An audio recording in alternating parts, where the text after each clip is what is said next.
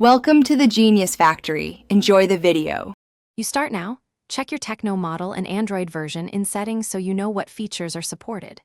Once done, make sure battery is above 20% and grant storage permission to the Wallpaper or Gallery app. Without it, you cannot set live wallpapers from files. Next, long press any empty area on the home screen or open the dedicated Wallpaper app.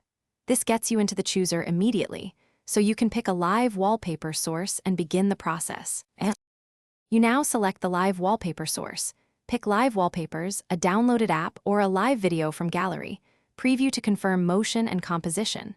Then configure settings, adjust animation speed, playback loop, and battery saver preferences. These control smoothness versus power use. If cropping or orientation options appear, position the image for home and lock screens. Finally, tap Apply or Set Wallpaper. Make sure you choose Home, Lock, or both. This ensures the wallpaper displays correctly across your device. You finish by checking both home and lock screens to confirm the live wallpaper runs as expected. Interact with the screen to test responsiveness. If animations do not appear, reboot the phone first. This often resolves permission or rendering glitches.